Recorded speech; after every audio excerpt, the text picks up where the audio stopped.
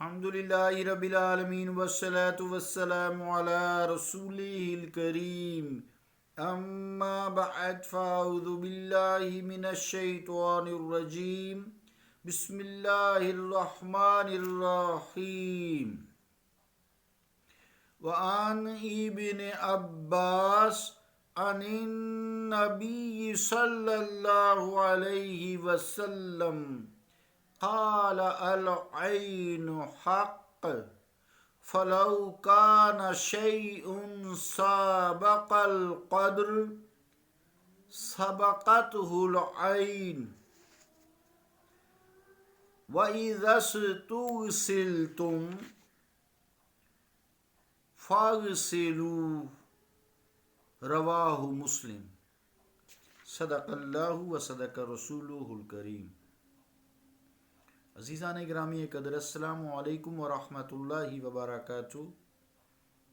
حدیث پاک کا ترجمہ یوں ہے، روایت ہے حضرت ابن عباس رضی اللہ تعالی عنہ سے، وہ نبی کریم صلی اللہ تعالی علیہ وآلہ وسلم سے روایت فرماتے ہیں کہ نظر حق ہے۔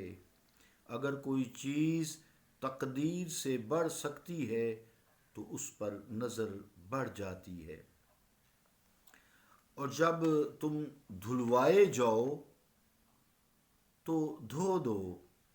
مسلم۔ اللہ اور اس کے رسول کا قول سچا ہے۔ عزیزان گرامی قدر، اس حدیث پاک کے مطابق نظر بد کا اثر برحق ہے، اس میں کوئی شک نہیں ہے۔ اس سے جس کو نظر لگتی ہے اسے نقصان پہنچ سکتا ہے۔ اس کا اثر جادو سے بھی سخت ہے، اور اتنا سخت ہے کہ حضور کریم علیہ الصلوۃ والسلام نے فرمایا ہے کہ تقدیر کا کوئی مقابلہ نہیں کر سکتا۔ جو مقدر میں لکھا ہے وہ ہو کے رہتا ہے۔ تو نظر بد جو ہے اگر مقابلہ کر سکتی ہے تو وہ صرف تقدیر کا صرف نظر بد کر سکتی ہے، لیکن تقدیر میں جو لکھا ہے اللہ تعالیٰ کے اذن سے، ماں کے پیٹ میں جب بچہ 120 دن کا ہوتا ہے تو اس کی تقدیر لکھ دی جاتی ہے۔ اس کی موت، اس کا رزق، اس کا عمل، اچھے کام کرے گا یا برے کام کرے گا، 4 چیزیں لکھ دی جاتی ہیں۔ تو البتہ تقدیر کی شدت کا تذکرہ کرتے ہوئے فرمایا کہ اگر تقدیر کا کوئی مقابلہ کر سکتی ہے تو وہ نظر بد کر سکتی ہے، لیکن یہ بھی تقدیر تو نہیں پلٹ سکتی، لیکن حالات خراب ہو جاتے ہیں انسان کی، وہی ہوتا وہی ہے جو تقدیر کا نتیجہ ہوتا ہے۔ پھر فرمایا کہ اگر کسی کو کسی کی نظر لگ جائے اور تمہیں شبہ ہو کہ اس کی نظر لگتی ہے تو اس سے جھجکنا نہیں چاہیے، اس کو دفع کرنا چاہیے، یعنی ختم کرنا چاہیے۔ تو اس کا طریقہ جو رواج تھا عرب میں کہ اس کے ہاتھ پاؤں دھلوا کر چھینٹا مارنا چاہیے، اور اگر تم اس کو کہے ایسا بھی تمہاری نظر لگی ہے، تمہارے ہاتھ پاؤں ہم اعضاء دھوئیں گے تاکہ یہ ہم نظر سے بچ سکیں یا نظر اتر جائے، تو یہ عیب نہیں ہے، اسے دھو دینے چاہیے، دھونے دینا چاہیے۔ نظر ماں باپ کی بھی لگ جاتی ہے تو اپنوں کی بھی لگ جاتی ہے، غیروں کی بھی لگ جاتی ہے، محبت کی بھی لگ جاتی ہے، نفرت کی بھی لگ جاتی ہے، بدلے کی بھی، ہر طرح کی نظر لگ جاتی ہے۔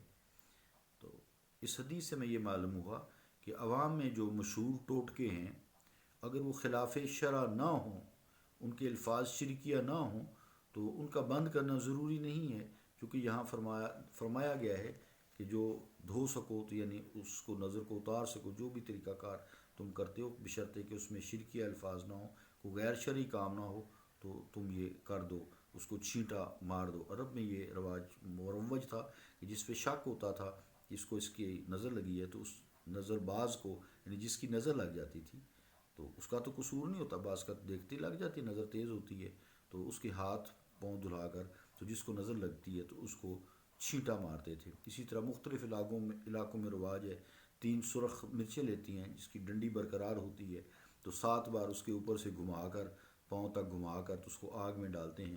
اگر نظر لگی ہوتی ہے تو دھواں نہیں آتی، اسمیل نہیں آتی، مرچیں جل جاتی ہیں۔ اگر نظر لگی ہوتی ہے تو نہیں آتی اسمیل، اور دھواں اسمیل اس طرح کی کوئی چیز تو جل جاتی ہیں، اگر نظر نہ لگی تو دھواں اٹھتا ہے، مرچ ہے، کڑوی ادھر ادھر محسوس ہوتی ہے گھر میں۔ تو بہرحال جیسے دعاؤں کے لیے نقل کی ضرورت نہیں، تجربہ ہی کافی ہوتا ہے، ایسے ہی دعا جو ہے اور دوا اور ایسے ہی ٹوٹکوں میں نقل ضروری نہیں، اگر وہ خلاف شرع نہ ہو، شریعت مطہرہ کے خلاف نہ ہو تو درست ہے۔ البتہ دعائیں افضل ہیں۔ حضرت عثمان غنی نے ایک خوبصورت تندرست بچہ دیکھا تو فرمایا کہ اس کی ٹھوڑی میں سیاہی لگا دو تاکہ نظر نہ لگے۔ تو حضرت حشام ابن عروہ جب کوئی پسندیدہ چیز دیکھتے تو فرماتے ماشاء اللہ لا قوت الا باللہ، یہ بہت اچھی چیز ہے، قرآن مجید میں سورہ کاف میں ہے۔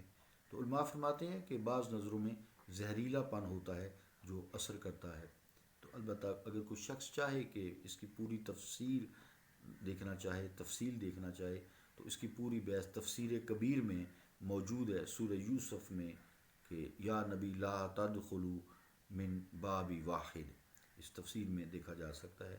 اللہ تعالی ہم سب کو نظر بد سے، ہماری گھر والوں کو، اولاد کو، امت مسلمہ کو، کسی کی بھی نظر بد سے، اپنوں کی یا غیروں کی، کافروں کی یا مسلمانوں، اس کی نظر بد سے بچائے۔ صلی اللہ تعالیٰ علی رسول خیر خلقہ محمد وعلی آلہ وصحابہ اجمعین برحمتک یا رحمت۔